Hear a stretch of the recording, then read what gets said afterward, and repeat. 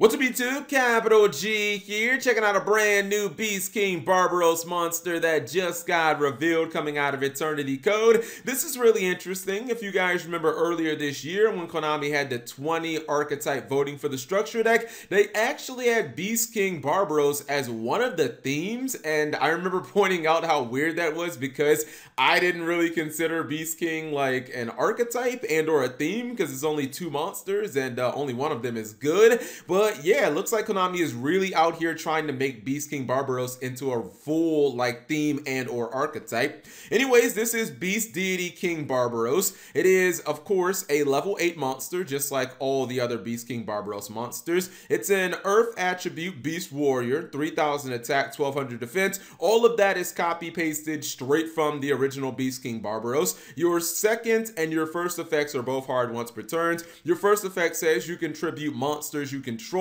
whose level equals 8 or more. Special summon this card from your hand. Second effect, you can banish one Barbaros monster face up from your field or in your graveyard, then target 2 cards your opponent controls, destroy them. Third effect, this card can attack all monsters your opponent controls once each. Okay, this is a pretty solid card. I definitely can dig it. When I look at the first effect, the special summon effect, it seems fairly easy to get this card on board. I'm guessing that Konami wants us to use the original Beast King Barbaros because, of course, despite being a level 8 monster, you can just normal summon Beast King Barbaros. So you can normal summon your Barbaros and then you can distribute that. You can special summon your new deity Barbaros, and then your second effect would be online. You could banish that same original Beast King Barbaros and pop 2 cards on your opponent's side of the field. That is a simple +1 and you're still left with a 3000 beater. I also kind of like the Ultimate Conductor Tyranno effect, where this is a 3000 beater that can attack every single one of your opponent's monsters. That means that this card can potentially do massive amounts of damage. It can close out a game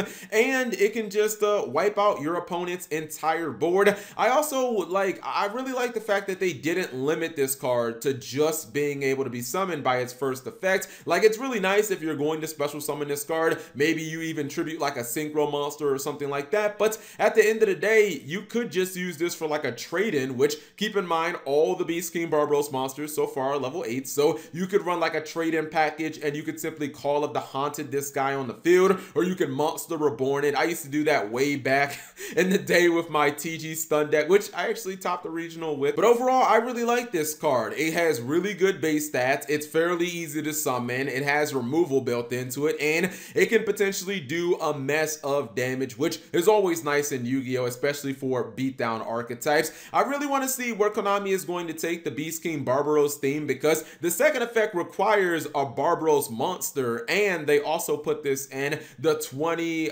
structure deck voting. So I feel like you wouldn't do both of those things if you weren't going to really like support Beast King and you weren't going to try to turn him into a full-fledged theme and or archetype. So I feel like this is just the tip of the iceberg. We'll probably get some more level 8 monsters, and I don't know, maybe we'll end up seeing a structure deck next year. Anyways, whatever you guys think of Beast Deity King Barbaros, leave it in the comment section below. Thank you guys for watching. As always, subscribe if you have not already and turn on that notification bell for daily videos.